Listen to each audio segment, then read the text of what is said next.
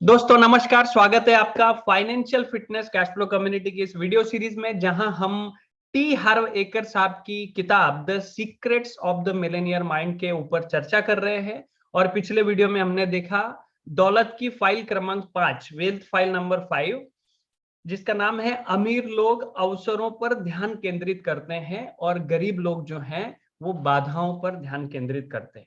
इस वीडियो में हम देखेंगे वेल्थ फाइल नंबर 6, यानी कि दौलत की फाइल क्रमांक 6, जिसका नाम है अमीर लोग दूसरे अमीर और सफल लोगों की प्रशंसा करते हैं और गरीब लोग अमीर और सफल लोगों से द्वेष करते हैं। दोस्तों, गरीब लोग अक्सर दूसरों की सफलता की द्वेष, ईर्ष्या और डाहा भरी नजरों से देखते हैं, या वे ये कहते हैं कि वे खुशकिस्मत है, या फिर आप ये ऐसे भी बुदबुदाते हैं कि घटिया अमीर लोग हैं। आपको ये एहसास करना होगा कि अगर आप अमीर लोगों को किसी भी तरह, प्रकार या आकार से बुरा मानते हैं और खुद को अच्छा बनाना चाहते हैं, तो आप कभी अमीर नहीं बन सकेंगे। ये असंभव है। आप ऐसे व्यक्ति कैसे बन सकते हैं जिससे आप नफरत करते हैं, है ना? और ये देखना भी कितना अद्भुत है कि गरीब लोग अमीरों से कितना द्वेष या नाराजगी भरा नजरिया हमेशा रखते हैं। शायद वे मानते हैं कि अमीर लोगों के कारण ही वे गरीब हैं, और ये सही भी है। अमीर लोगों ने सारा पैसा हड़प लिया है और इनके लिए कुछ बचा नहीं है, ऐसा वो सोचते हैं। और जाहिर है, ये पीड़ित व्यक्ति का आदर्श वाक्य है। आदर्श वाक्य। दोस्तों, लेखक ये कहते हैं कि मैं आपको इस सिद्धांत से रिलेटेड एक किस्सा बताना चाहता हूँ। वो ये भी कहते हैं कि शिकायत करने के लिए नहीं, सिर्फ अपनी आप बीती सुनाने के लिए।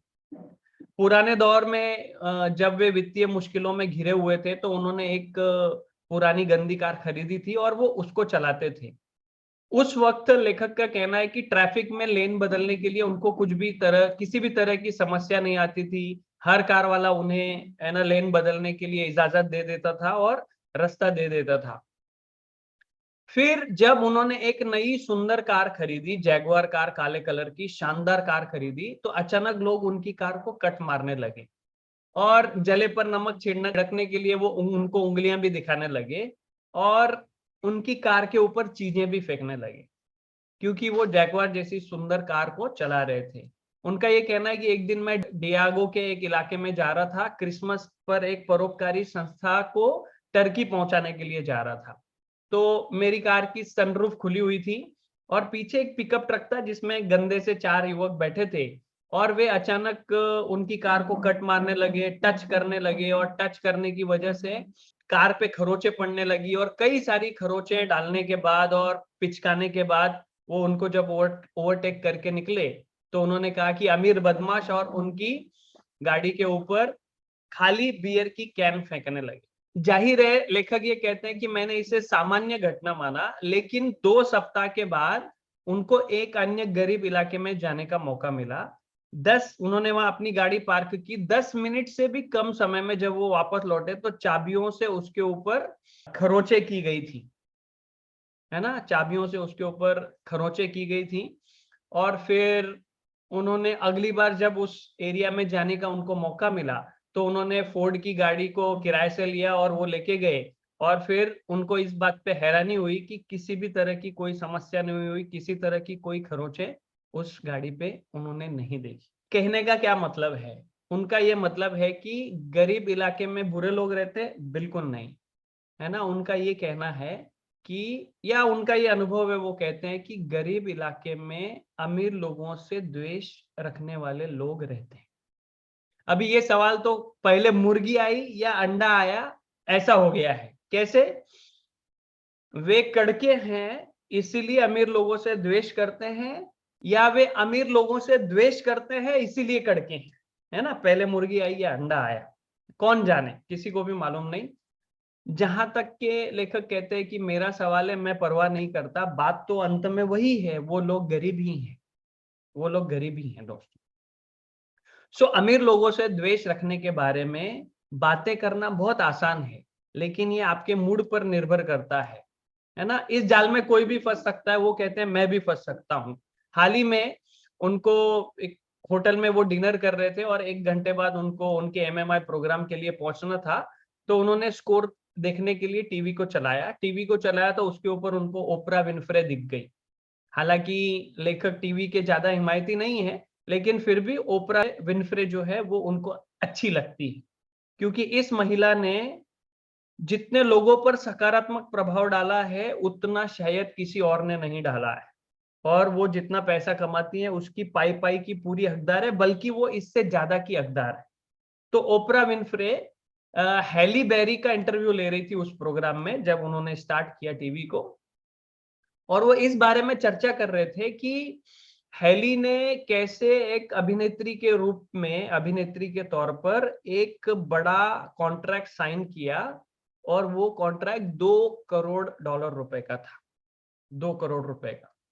और इसके ऊपर वो चर्चा कर रही थी, ओपरा विनफ्रे उनसे सवाल पूछ रही थी, और हैली ने क्या कहा कि वे पैसे की परवाह नहीं करती हैं।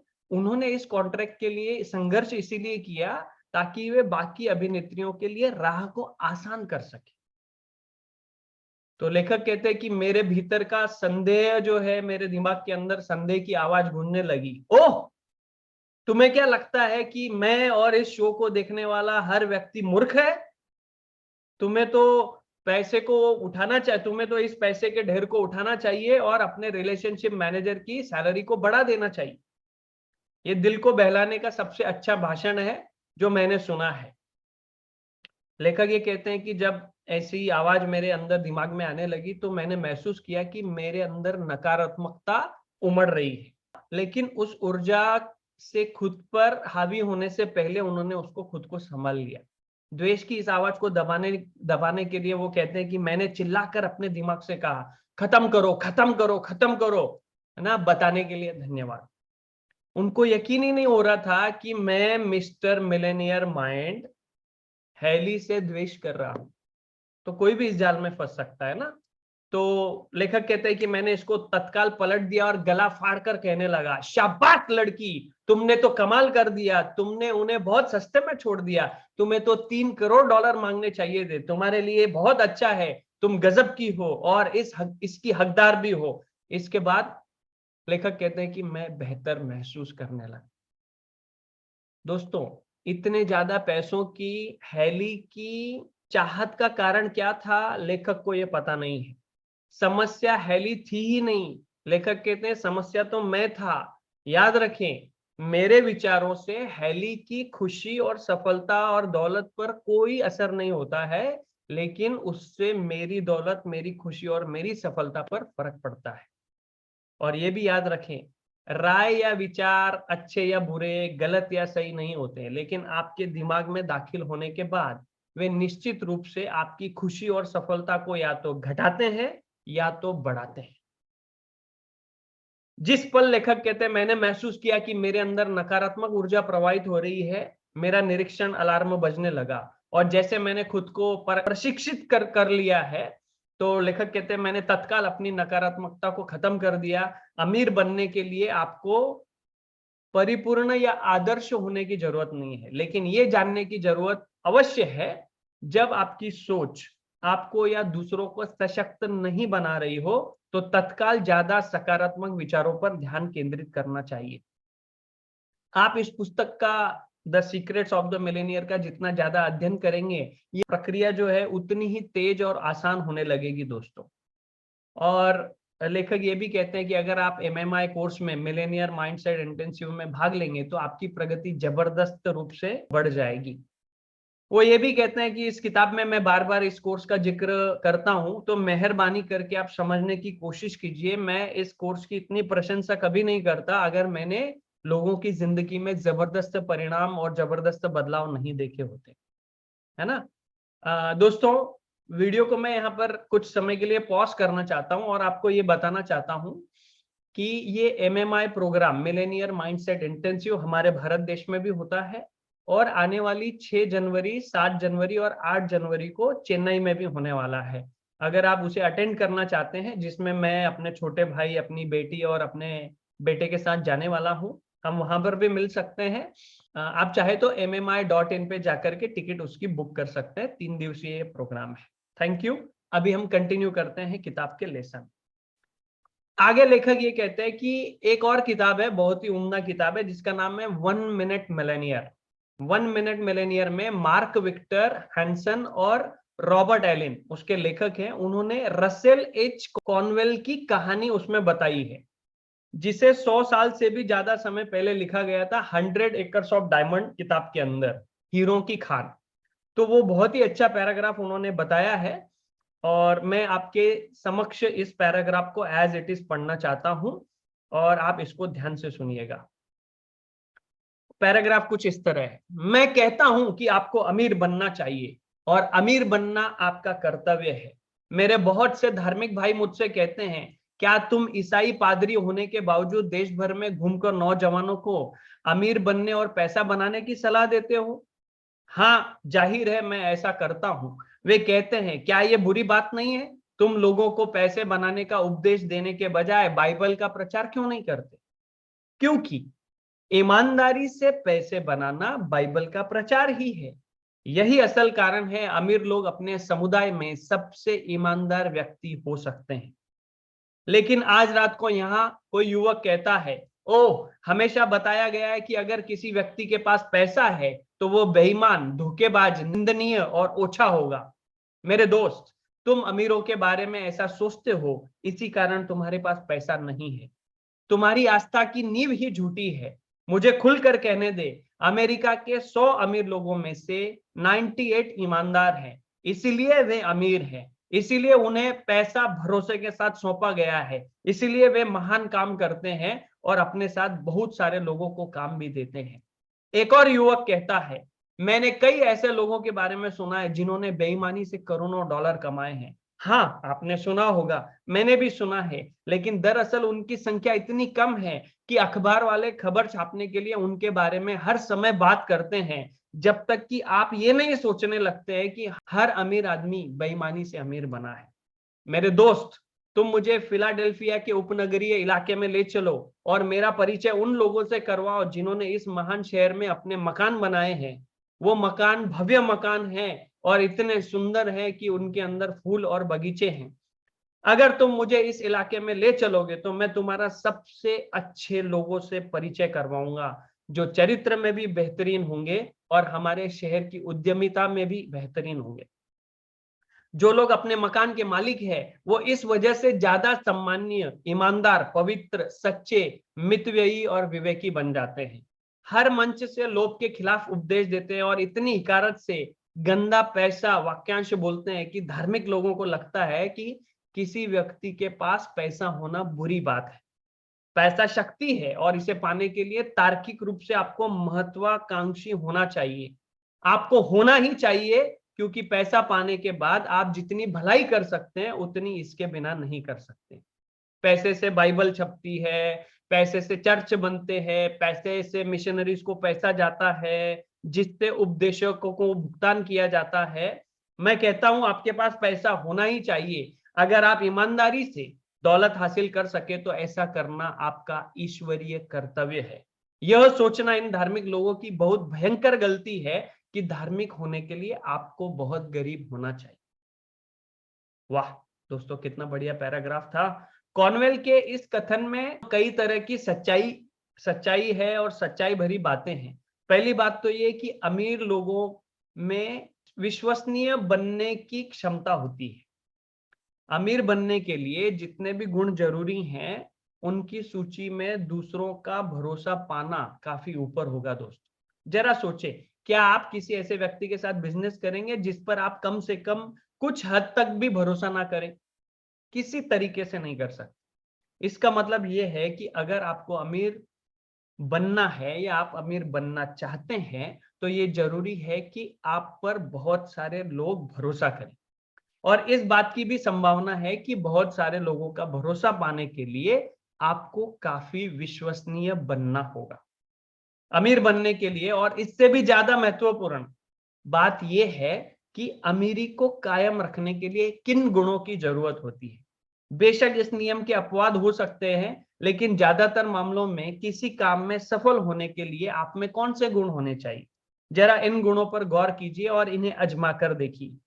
सकारात्मक विश्वसनीयता, एकाग्र चित्त, संकल्पवान, लगनशील, मेहनती, ऊर्जावान, लोक व्यवहार में निपुण, योग्य संप्रेषक, थोड़ा बुद्धिमान और कम से कम किसी एक क्षेत्र में विशेषज्ञ। कॉर्नवेल के उदाहरण में एक और रोचक बात है दोस्तों, बहुत सारे लोगों को ये यकीन करने के लिए कंडीशन किया गया है कि आप एक साथ अमीर और अच्छे या एक साथ अमीर और आध्यात्मिक नहीं बन सकते हैं। लेखक ये भी कहते हैं, मैं भी पहले इसी तरीके से सोचता था, बहुत से लोगों की तरह मुझे भी दोस्तों, शिक्षकों, मीडिया और बाकी समाज ने बताया था कि अमीर लोग बुरे होते हैं, अमीर लोग लोभी होते हैं, है ना। एक बार फिर ये बकवास निकला। वो कहते हैं, असली दुनिया के अनुभव में मैंने पाया, लेखक कहते हैं, कि ये पुराना मिथक झूठा और डर पर आधारित है। मैंने जितने भी अमीर लोगों से मिला हूं, वे कहते हैं वो सब अच्छे लोग हैं, वो सब अच्छे लोग। फिर एक कहानी वो बताते हैं, जब मैं सैन डिएगो में रहने के लिए गया तो हमारे शहर के एक अमीर इलाके में मैंने मकान लिया, वो कहते हैं, और हमें उस मकान और इलाके की सुंदरता पसंद आई थी, इसीलिए हमने उसको सिलेक्ट किया था। लेकिन वे कहते हैं कि मैं थोड़ा झिझक रहा था, क्योंकि वहां पर मैं किसी को जानता नहीं था और मुझे ऐसा लगता था कि मैं इतनी ऊंची सोसाइटी में फिट नहीं होता हूँ। मेरी योजना ये थी, वे कहते हैं, कि मैं अपने काम से काम रखूंगा और इन घमंडी और अमीर लोगों से मिलने जुलने से बचूंगा।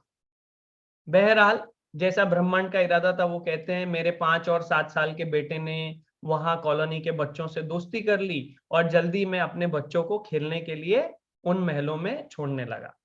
लेखक ये कहते हैं कि मुझे याद है, एक दिन मैं कम से कम 20 फीट ऊंचे बेहतरीन नक्काशी वाले दरवाजे को खटखटा रहा था और एक महिला ने दरवाजा खोला और दरवाजा खोलते ही दोस्ताना अंदाज में कहा, हार, आपसे मिलकर खुशी हुई, अंदर आइए ना। मैं थोड़ा चकरा गया जब उन्होंने मुझे आइस्ड टी और फलों की प्लेट थमा दी खाने के लिए, और मेरे शंकालु मस्तिष्क में है ना सवाल आने लगे, आखिर पेंच क्या है, ये ऐसा क्यों कर रही। फिर कुछ सेकंड बाद वे कहते हैं कि उस महिला का पति आ गया जो अपने बच्चों के साथ स्विमिंग पूल में खेल रहा था। उसने और भी दोस्ताना अंदाज में कहा, हार, हमें बहुत खुशी है कि आप इस इलाके में रहने के लिए आए। आपको आज रात की पार्टी में पूरे परिवार के साथ आना है। हम सबसे आपका परिचय करवाएंगे और हम जवाब में ना सुनने के लिए तैयार नहीं हैं। फिर उसने आगे कहा, हर क्या आप गोल्फ खेलते हैं? मैं कल क्लब में गोल्फ खेलने के लिए जा रहा हूं, आप मेरे मेहमान के रूप में क्यों नहीं चलते हैं? तो लेखक कहते, अब तक तो मैं सदमे में आ चुका था कि वे घमंडी लोग कहाँ हैं जिन्हें मिलने का मुझे यकीन था। मैं घर लौटकर पत्नी को बताया कि हम आज रात को पार्टी में जा रहे हैं, और मेरी पत्नी ने कहा, ओह, लेकिन मैं क्या पहनूंगी पार्टी में? तो मैंने उनसे कहा कि देखो प्रिय, तुम समझती नहीं हो, वे लोग बहुत ही अच्छे और अनौपचारिक हैं, तुम जैसी भी हो, बस बहुत अच्छी लगती हो। तो उनका ये कहना है कि हम उस शाम को पार्टी में गए और हमें वहां पर बहुत ही गर्मजोश, दयालु, उदार और स्नेही लोग मिले। एक बिंदु पर वो कहते हैं कि बात जो है परोपकारी मुहिम की ओर मुड़ गई, जिसकी अध्यक्षता एक मेहमान कर रही थी, और फिर एक के बाद उन्होंने देखा, एक के बाद एक चेकबुक निकलने लगी, और उस अध्यक्षता करने वाली जो महिला है, उसको पैसा देने के लिए, दान देने के लिए लोग लाइन लगा के खड़े हुए थे। लेकिन उस दान में एक शर्त भी जुड़ी हुई थी। हर चेक के साथ एक शर्त थी, और वो शर्त ये थी कि इस मामले में आदान प्रदान होना चाहिए, और वो महिला दान देने वाले की भी परोपकारी संस्था में दान देगी। जी हाँ, वहां पर हर व्यक्ति किसी न किसी परोपकारी संस्था का अध्यक्ष था या उसका प्रमुख व्यक्ति था। वे ये भी कहते हैं, जिस दंपति ने हमको वहां पर इनवाइट किया था, वहां पर कई समाज सेवी संस्थाओं से जुड़े लोग थे। उन्होंने ये भी कहा कि जिस दंपति ने हमें इनवाइट किया था, वे दरअसल हर साल चिल्ड्रन हॉस्पिटल फंड में दान देते थे और शहर के सबसे बड़े दानदाता बनने के अपने लक्ष्य को पाने में कामयाब रहते थे।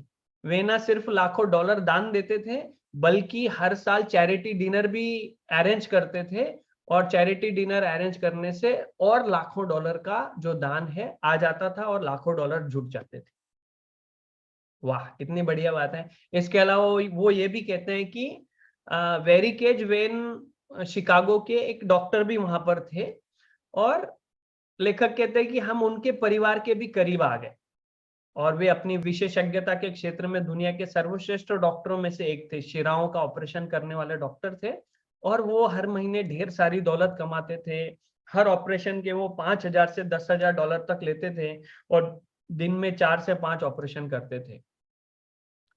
वो ये भी कहते हैं लेखक कि मैं उनका जिक्र इसीलिए यहाँ पर कर रहा हूँ क्योंकि जब वे शहर के उन लोगों का ऑपरेशन करते थे जो इतनी ज्यादा फीस नहीं दे सकते थे, तो उनके लिए हर मंगलवार को निःशुल्क दिवस आयोजित करते थे। उस दिन वे किसी से फीस नहीं लेते थे और सुबह 6 बजे से लेकर रात को 10 बजे तक काम करते थे, सारा का सारा मुफ्त में। और वो इसके अलावा अपने संगठन के अध्यक्ष भी थे, जहां पर उनका मिशन था कि दूसरे डॉक्टर लोगों को भी एक सप्ताह में ऐसा एक दिन अरेंज करने के लिए उत्साहित करना था, प्रोत्साहित करना था कि वे निःशुल्क दिवस के बारे में सोचें और वैसा करें। दोस्तों, कहने की जरूरत नहीं है कि ये देखकर लेखक की आंखें खुल गई। अमीर लोग लोभी और घमंडी होते हैं। ये जो उनकी कंडीशनिंग जो हुई थी, ये जो पुरानी पुरानी उनकी जो धारणा थी, है ना, ये हकीकत की रोशनी में काफूर हो गई। लेखक कहते हैं अब मैं जानता हूं कि इसका उलट सच है। मैंने जितने भी अमीर लोगों को जानता हूं वे सब अच्छे हैं, वे बहुत उदार भी हैं। मैं ये नहीं कह रहा हूं कि जो लोग अमीर नहीं है वे अच्छे और उदार नहीं होते हैं, लेकिन मैं सुरक्षित रूप से ये कह सकता हूं कि सभी अमीर लोगों को बुरा मानना अज्ञान के सिवाय कुछ नहीं। तो दोस्तों, सच्चाई तो यह है कि अमीरों से द्वेष रखना कड़के बने रहने का अचूक उपाय है। फिर से एक बार, अमीरों से द्वेष रखना कड़के बने रहने का अचूक उपाय है। हम सभी लोग आदतों के गुलाम हैं और इस या उस आदत को छोड़ने के लिए हमें अभ्यास की जरूरत होती है। द्वेष रखने के बजाय लेखक कहते हैं मैं चाहता हूं कि आप अमीर लोगों को आशीष दें, उनकी प्रशंसा करें और उनसे प्रेम करने का अभ्यास करें।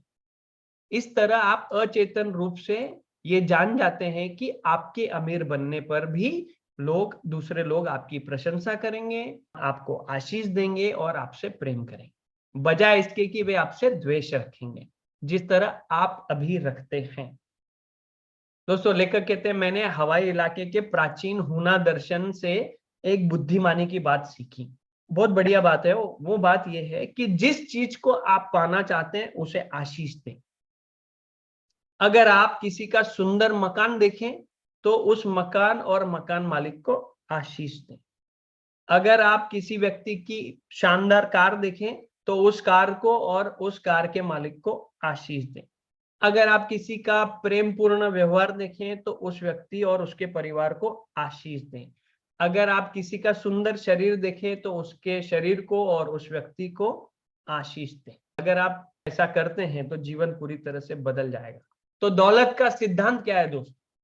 आप जिस चीज को पाना चाहते हैं उसे आशीष दें। सबक यह है कि अगर आप किसी भी तरह, प्रकार या आकार में लोगों की चीजों से द्वेष रखते हैं तो आप उन्हें कभी पा नहीं सकते। और एक मस्ती भरी चेतावनी ये भी देते हैं कि अगर आप किसी की खुली सनरूफ वाली कार देखें तो उसके ऊपर बियर के कैन ना फेंकें। तो दोस्तों, हर फाइल के बाद घोषणाएं करने का वक्त होता है। अभी भी कुछ घोषणाएं हैं। अपने दिल पर हाथ रखिए और कहिए। अरे रखिए हाथ, अभी करनी है ये घोषणा आपको और हमें। जल्दी हाथ रखिए। Very nice. हाँ, तो घोषणा ये है कि मैं अमीर लोगों की प्रशंसा करता हूं, मैं अमीर लोगों को आशीष देता हूं, मैं अमीर लोगों से प्रेम करता हूं और मैं भी अमीर लोगों में से एक बनने जा रहा। फिर से, मैं अमीर लोगों की प्रशंसा करता हूं, मैं अमीर लोगों को आशीष देता हूं, मैं अमीर लोगों से प्रेम करता हूं और मैं भी इन्हीं अमीर लोगों में से एक बनने जा रहा हूं। एक बार फिर, मैं अमीर लोगों की प्रशंसा करता हूं, मैं अमीर लोगों को आशीष देता हूं, मैं अमीर लोगों से प्रेम करता हूं और मैं इन्हीं अमीर लोगों में से एक बनने जा रहा हूं। I have a millionaire mind. I have a millionaire mind. I have a millionaire mind. दोस्तों नमस्कार, मेरा नाम जगदीश भगत है और financial fitness cash flow community, जिसमें हमारा मिशन है स्टॉक मार्केट में ऑप्शन सेलिंग के माध्यम से आपको पैसिव इनकम जनरेट करने में मदद करना।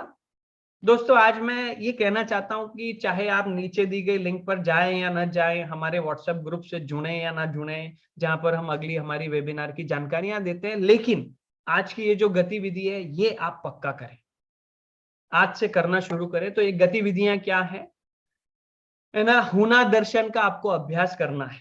आप जिस चीज को पाना चाहते हैं उसे आशीष दें। तो आज के बाद आप किसी की कार देखें, आशीष दें।